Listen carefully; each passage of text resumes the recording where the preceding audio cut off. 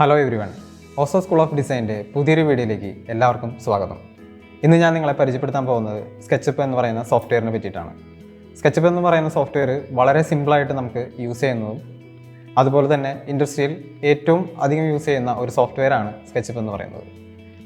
ഇന്ന് നമ്മൾ നോക്കുന്നത് സ്കെച്ചപ്പ് എന്ന് പറയുന്ന സോഫ്റ്റ്വെയറിൽ വളരെ എളുപ്പത്തിൽ എങ്ങനെ ഒരു ചെയർ ഡിസൈൻ ചെയ്യാം എന്നുള്ളതാണ്. സ്കെച്ചപ്പ് എന്ന് പറയുന്ന സോഫ്റ്റ്വെയർ നമ്മൾ മെയിനായിട്ട് യൂസ് ചെയ്യുന്നത് 3D മോഡലിങ്ങിനും അതുപോലെ തന്നെ ആർക്കിടെക്ചർ വിഷ്വലൈസേഷനും ഇൻറ്റീരിയർ ഡിസൈനിങ്, എക്സ്റ്റീരിയർ ഡിസൈനിങ് എന്നിവയ്ക്കാണ്. ഈ ഒരു സോഫ്റ്റ്വെയർ ഉപയോഗിച്ചുകൊണ്ട് നമുക്ക് മോഡൽ ചെയ്ത് മെറ്റീരിയൽ അപ്ലൈ ചെയ്ത് ഔട്ട് വളരെ പെട്ടെന്ന് ഇറക്കാനും നമുക്ക് സാധിക്കും. അതുതന്നെയാണ് ഈ ഒരു സോഫ്റ്റ്വെയറിൻ്റെ പ്രത്യേകത. ഇനി എങ്ങനെ മോഡൽ ചെയ്യാമെന്ന് നമുക്ക് നോക്കാം.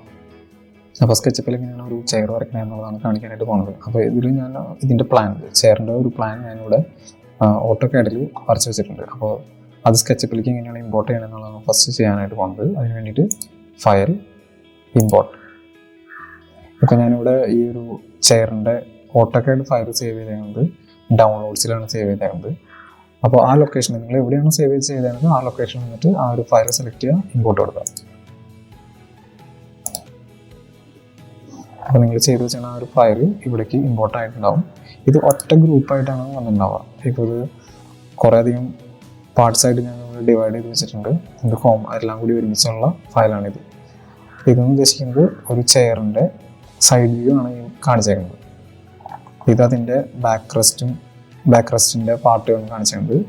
ഈ കാണുന്നത് നമ്മുടെ ഹാൻഡ് റെസ്റ്റും അതുപോലെ തന്നെ ലെഗുമാണ്, ചെയറിൻ്റെ ലെഗുമാണ് ഇവിടെ കാണിച്ചേക്കുന്നത്.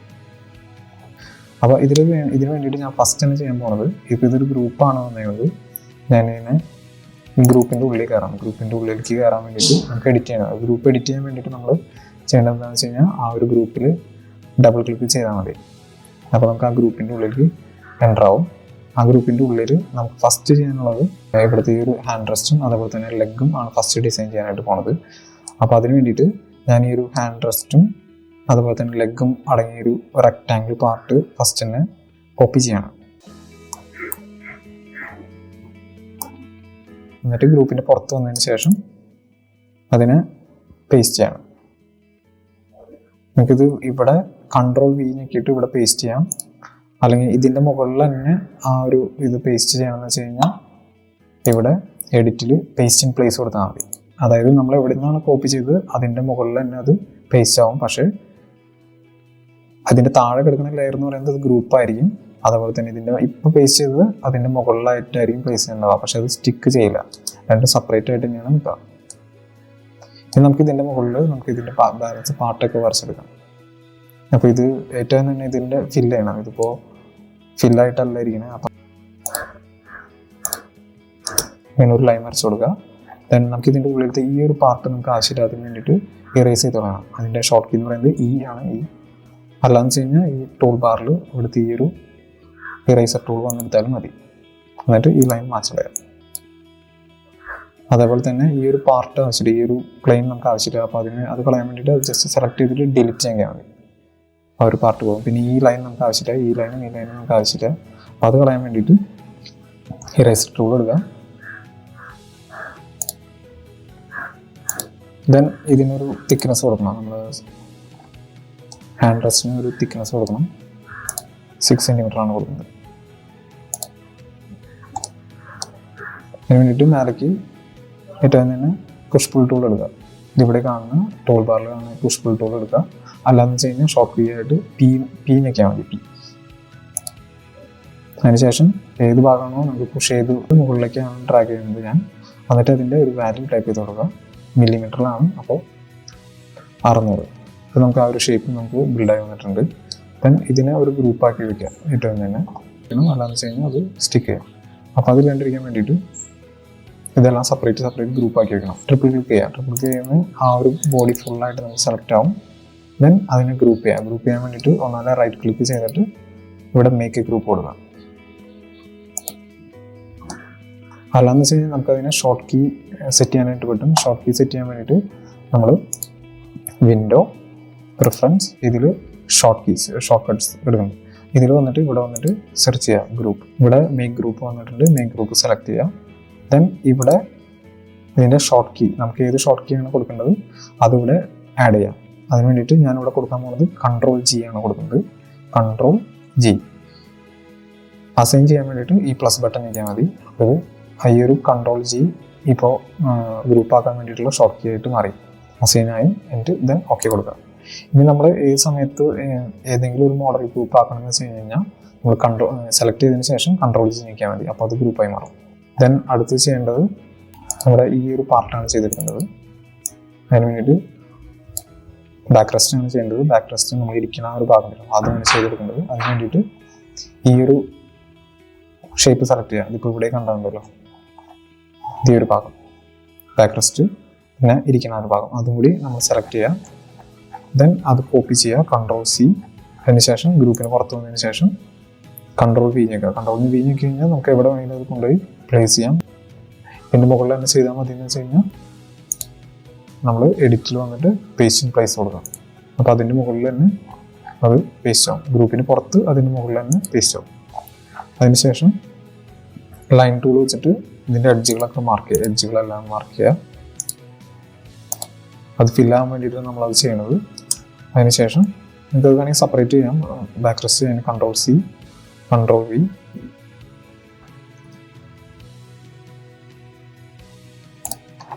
സെപ്പറേറ്റ് ആക്കി എടുത്തു. ഈ ഒരു ഭാഗം സെപ്പറേറ്റ് ആക്കി എടുത്തു. ഇനി ഇതിനെ നമ്മൾ പുഷ് ചെയ്യണം. പുഷ് ടൂൾ വെച്ചിട്ട് നമ്മളെ പുഷ് ചെയ്യണം. അതിന് വേണ്ടിയിട്ട് P ഞെക്കാം. P. ദെൻ അതിൻ്റെ വാല്യൂ എന്ന് പറയുന്നത് 5000.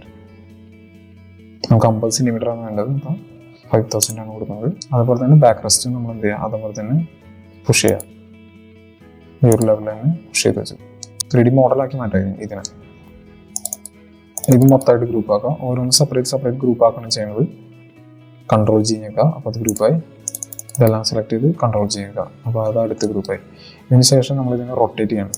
എല്ലാം കൂടി റൊട്ടേറ്റ് ചെയ്യാൻ വേണ്ടി റൊട്ടേറ്റ് ടൂൾ ഉണ്ട്. അത് Q ഞെക്കുക. അല്ലാന്ന് വെച്ച് കഴിഞ്ഞാൽ ടൂൾ ബാറിൽ വന്നതിന് ശേഷം ഈ ഒരു ടൂൾ ഇവിടെ റൊട്ടേറ്റ് എന്ന് പറഞ്ഞിട്ടൊരു ടൂൾ ഉണ്ട്. അത് ക്ലിക്ക് ചെയ്താൽ മതി. അതിനുശേഷം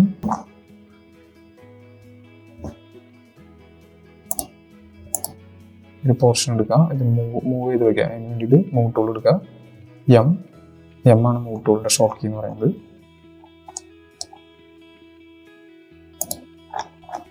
ഇതിനെടുത്ത് ഈ ഒരു ഭാഗത്ത് കൊണ്ടുപോയി പ്ലേസ് ചെയ്യാം. ഇതാണ് നമ്മുടെ ഫൈനൽ ഡിസൈൻ. അപ്പോൾ ഇത് ഈ ഒരു ഭാഗത്ത് നമ്മൾ കൊണ്ടുപോയി പ്ലേസ് ചെയ്യണം.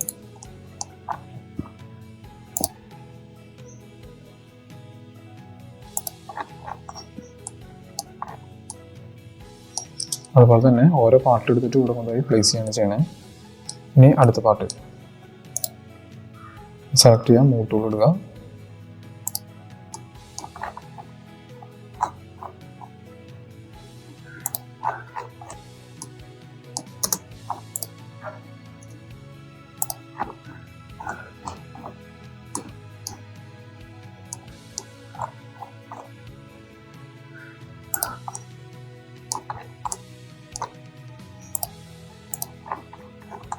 ഇതേപോലെ തന്നെ ഹാൻഡ് റെസ്റ്റ് ഇപ്പുറത്തെ സൈഡിൽ വേണം. അപ്പോൾ ഇതിൻ്റെ ഒരു കോപ്പി എടുത്ത് വെച്ചാലും മതി.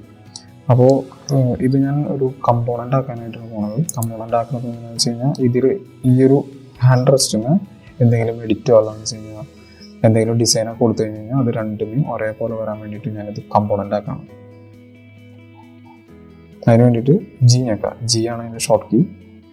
G ഞെക്കാം. ഞാനിപ്പോൾ ഇതിന് കമ്പോണൻ്റ് -1 എന്നാണ് അതിൻ്റെ പേര്. വേറെ ഒന്നും ചെയ്യേണ്ട, ക്രിയേറ്റ് കൊടുക്കാം.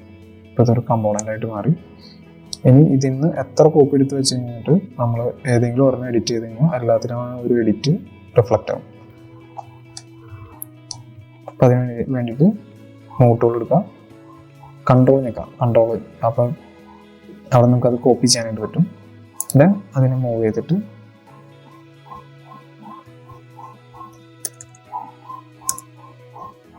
ഇവിടെ കൊണ്ട് പ്ലേസ് ചെയ്യാം. റൈറ്റ് സൈഡിൽ കറക്റ്റ് ഇവിടെ കൊണ്ടുപോയി പ്ലേസ് ചെയ്യാം. ഇതാണ് നമ്മളൊരു ചെയറിൻ്റെ ഒരു ഡിസൈൻ എന്ന് പറയുന്നത്. ഇനി വേണ്ടത് ഇവിടെ ഈ അടിയിലൊരു ചെറിയൊരു ഇവിടെ പീസ് പ്ലേസ് ചെയ്തിട്ടുണ്ട്. അതായത് ഇവിടെ ഈ ഇതിനെ സപ്പോർട്ട് ചെയ്യാൻ വേണ്ടിയിട്ട്. അപ്പോൾ അത് നമ്മളിവിടെ വരച്ചെടുക്കണം. അതിനുവേണ്ടി റെക്ടാങ്കിൾ ടൂള് R നിൽക്കുക. അതിനുശേഷം ഇവിടെ ഒരു റെക്ടാങ്കിൾ വരയ്ക്കുക. ദെൻ ആ ഒരു റെക്ടാങ്കിൾ ഗ്രൂപ്പ് ചെയ്യുക, എൻ്റർ ചെയ്യുക ഗ്രൂപ്പിൻ്റെ ഉള്ളിൽ. എന്നിട്ട് അത് ഈ അറ്റം വരെ പുഷ് ചെയ്യുക.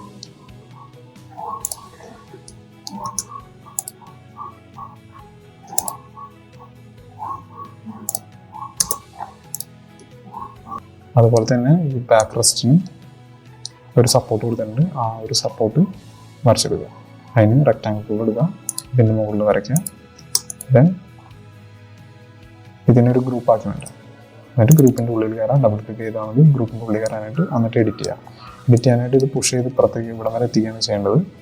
ജസ്റ്റ് P ക്ലിക്ക് ചെയ്യുക, ദെൻ ഇവിടെ ഡ്രാഗ് ചെയ്യാം. ഇതിൻ്റെ ബാക്ക് റെസ്റ്റ് നമ്മൾ അഡ്ജസ്റ്റ് ചെയ്യണ പോലെയാണ് ഡിസൈൻ ചെയ്യണത്.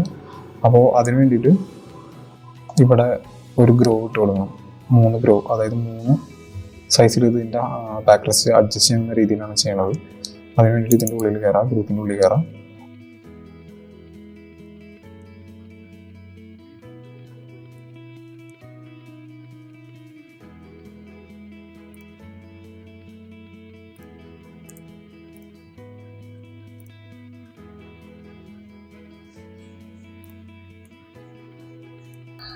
ഇനി 3 ഗ്രൂവാണ് കൊടുക്കുന്നത്. അപ്പോൾ ഇത് സെലക്ട് ചെയ്യാം. ദെൻ തൊട്ടടുത്ത ആ ലൈനും കൂടി സെലക്ട് ചെയ്യാം.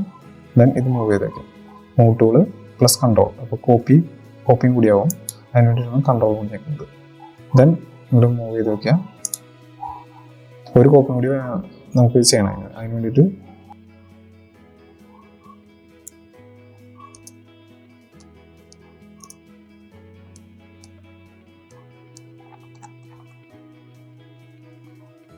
ഇങ്ങനെ കോപ്പി ചെയ്തു. ഇപ്പോൾ ഇവിടെ ഈ എഡിറ്റ് വരുത്തിയത് ഈ സൈഡിൽ ഓട്ടോമാറ്റിക്കായിട്ട് ഇവിടെ വന്നിട്ടുണ്ട്. അതാണ് കമ്പോണൻ്റ് ആക്കിയുള്ള ഗുണം. നമ്മളിവിടെ ഏതെങ്കിലും ഒരെണ്ണത്തിൽ എഡിറ്റ് ചെയ്ത് കഴിഞ്ഞാൽ ഇപ്പുറത്തെ കമ്പോണൻറ്റിലും സെയിം കോപ്പിയിൽ സെയിം എഡിറ്റ് വന്നുകൊണ്ടിരിക്കും. ഇനി ഞാൻ ആർക്ക് ടൂൾ എടുക്കുകയാണ്. 2 പോയിന്റ് ആർക്കാണ് എടുക്കുന്നത്. അതിന് ശേഷം ഇവിടെ ഒരു ജസ്റ്റ് ഒരു ആർക്ക് വരച്ചു കൊടുക്കുകയാണ്.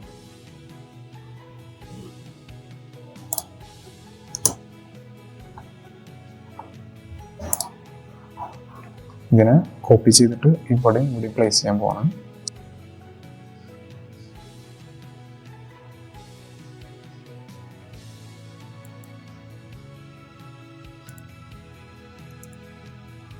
അതിനുശേഷം ഈ ഭാഗങ്ങൾ ഡിലീറ്റ് ചെയ്ത് കളയണം. ഇറേസർ ടൂൾ കൊടുത്ത് ഇതൊക്കെ റിമൂവ് ചെയ്തു. അതിനുശേഷം നമുക്ക് ഇവിടെ ഗ്രൂവാണ് കൊടുക്കേണ്ടത്. അപ്പോൾ അതിന് വേണ്ടിയിട്ട് ഈ ഒരു ഭാഗം മാത്രം സെലക്ട് ചെയ്യാം, P ഞെക്കാം. ശേഷം ഇത് പുഷ് ചെയ്യാം.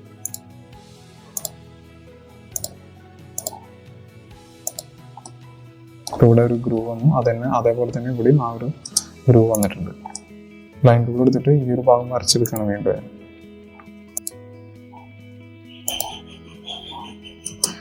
ഇതെന്തിനാ വരയ്ക്കണമെന്ന് വെച്ച് കഴിഞ്ഞാൽ ഇവിടുത്തെ ഈ ഒരു ഭാഗത്തിന് ഈ ഗ്രൂവ് ഉള്ള കാരണം ഇത് വുഡൻ പാർട്ടാണല്ലോ. അപ്പോൾ ഇതിന് സപ്പോർട്ടിന് വേണ്ടിയിട്ട് ഇവിടെ ഒരു മെറ്റൽ പ്ലേറ്റ് കൊടുക്കണം. അപ്പോൾ അതിന് വേണ്ടിയിട്ടാണ് ഈ ഒരു ഭാഗം ഇങ്ങനെ വരച്ചെടുക്കുന്നത്. അതിനുശേഷം ഇത് കോപ്പി ചെയ്തെടുക്കുക, Ctrl+C, ദെൻ ഗ്രൂപ്പിന് പുറത്ത് വരാം. ദെൻ ഇവിടെ തന്നെയാണ് അത് പേസ്റ്റ് ചെയ്യുന്നത്. അതിന് വേണ്ടിയിട്ട് ഇവിടെ എഡിറ്റിൽ വന്നിട്ട് പേസ്റ്റ് ഇൻ പ്ലേസ് കൊടുക്കുക. അപ്പോൾ അവിടെ തന്നെ പ്ലേസ് ആയി. ദെൻ അതിനൊരു തിക്നെസ് കൊടുക്കുക.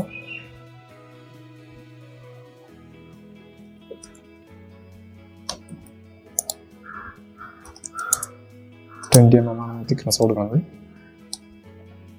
ഇവിടെ ഒരു പ്ലേറ്റ് പ്ലേസ് ചെയ്താണെന്നാണ് ഉദ്ദേശിക്കുന്നത്. ദെൻ ഇത് സെലക്ട് ചെയ്തിട്ട് ഗ്രൂപ്പ് ചെയ്യാം, Ctrl+G.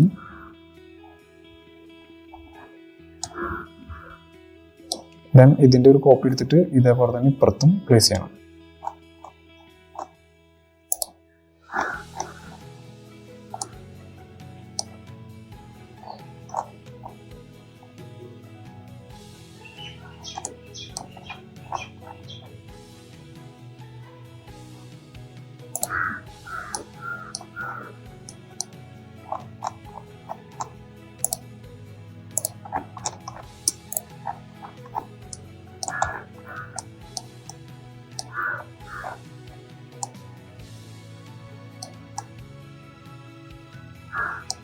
അതിനുശേഷം ഇവിടെ ഒരു ബോൾട്ട് പ്രൊവൈഡ് ചെയ്യണം. അതായത് ഇവിടെ ഒരു ബോൾട്ടോ അല്ലാന്ന് വെച്ച് കഴിഞ്ഞാൽ ഇവിടെ ഒരു നീളത്തിലുള്ള മെറ്റലിൻ്റെ റോഡ് ഇവിടെ പ്രൊവൈഡ് ചെയ്യണം.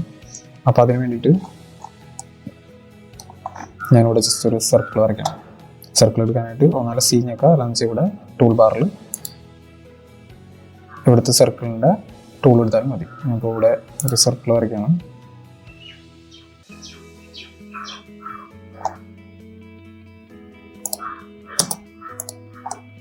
ദെൻ ഇതിന് ഗ്രൂപ്പ് ചെയ്യണം.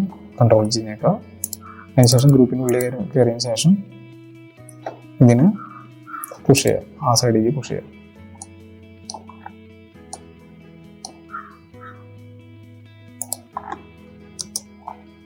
ശേഷം പുറത്തിറങ്ങിയതിന് ശേഷം ഈ ഒരു മെറ്റൽ റോഡിന് കറക്റ്റ് ഈ ഒരു ഗ്രൂവിൽ കൊണ്ട് പ്ലേസ് ചെയ്യണം. ഇത് നമുക്ക് ഇവിടെ ഇട്ട് കഴിഞ്ഞാൽ ഈ ഒരു ചെരിവിട്ടും ഇപ്പുറത്ത് ഈ മെറ്റലിൻ്റെ റോഡ് കൊണ്ടിട്ട് കഴിഞ്ഞാൽ ഇത്തിരി കൂടി നമുക്ക് ചെരിച്ച് വെക്കാനായിട്ട് പറ്റും.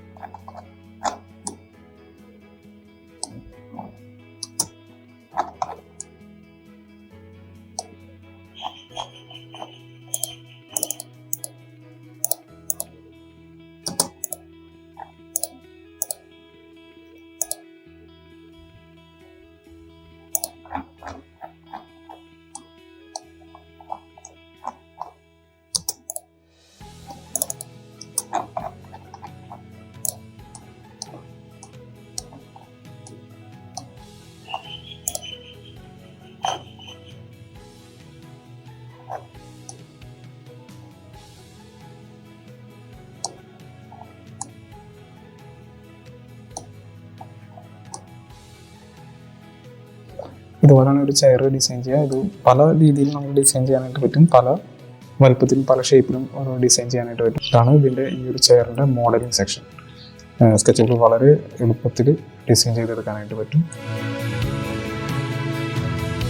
ഇതുപോലെ വളരെ സിമ്പിളായിട്ട് നമുക്ക് ചെയറൊക്കെ ഡിസൈൻ ചെയ്യാനായിട്ട് നമുക്ക് സ്കെച്ചപ്പിൽ പറ്റും.